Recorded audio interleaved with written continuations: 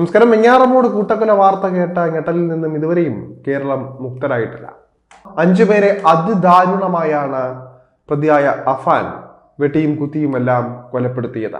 സ്വന്തം അമ്മയെ പോലും വെറുതെ വിടാതെ കൊല്ലാൻ ശ്രമിച്ച പ്രതി അഫാന്റെ മനസ്സിൽ എന്തായിരുന്നുവെന്ന് പഠിക്കാൻ ഇതുവരെയും ആർക്കും സാധിച്ചിട്ടില്ല.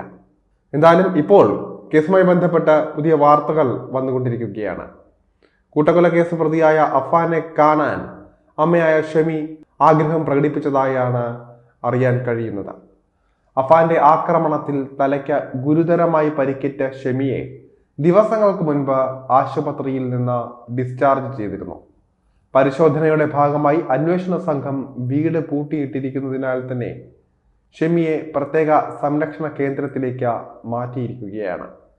ഇതിനിടെയാണ് പോലീസ് കസ്റ്റഡിയിലുള്ള അഫാനെ കാണാൻ മാതാവ് ഷെമി ആഗ്രഹം പ്രകടിപ്പിച്ചിരിക്കുന്നത്. ഷെമിയുടെ ആരോഗ്യനില ഇനിയും മെച്ചപ്പെട്ടിട്ടില്ല. പരിശോധനകൾ തുടർന്നുകൊണ്ടിരിക്കുകയാണ്.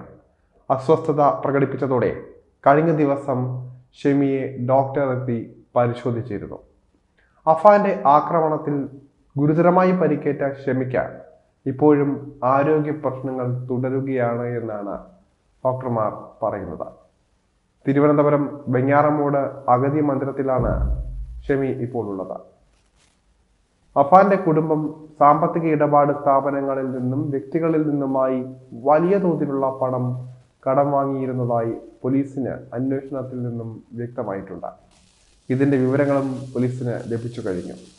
കടം വാങ്ങിയ പണത്തിന് വലിയ തോതിലുള്ള പലിശ അഫാന്റെ കുടുംബത്തിൽ നിന്ന് ഈടാക്കിയെന്ന് കണ്ടെത്തിയതോടെ സാമ്പത്തിക കുറ്റം ഉൾപ്പെടുത്തി പുതിയ കേസ് രജിസ്റ്റർ ചെയ്യാനുള്ള ഒരുക്കത്തിൽ കൂടിയാണ് പോലീസ് ഉള്ളത്.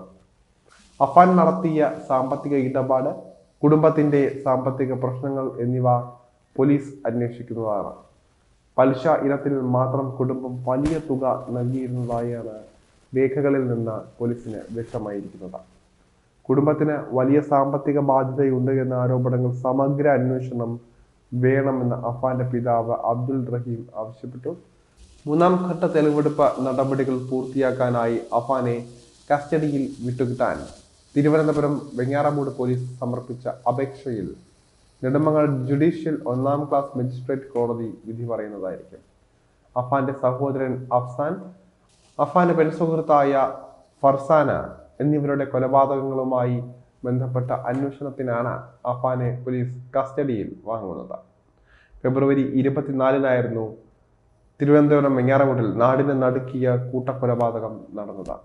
പിതൃമാതാവ് സൽമാ ബീവി, പിതൃ സഹോദരൻ ലത്തീഫ്, ഭാര്യ ഷാഹിദ, സഹോദരൻ അഫ്സാൻ, പെൺസുഹൃത്തായ ഫർസാന എന്നിവരെയാണ് അഫാൻ കൊലപ്പെടുത്തിയത്. അമ്മ ഷെമിയെയും അഫാൻ കൊല്ലാൻ ഉറച്ച് ആക്രമിച്ചിരുന്നു. എന്നാൽ ആശുപത്രിയിൽ പ്രവേശിപ്പിച്ച ഷെമിയുടെ ജീവൻ രക്ഷിക്കുകയായിരുന്നു.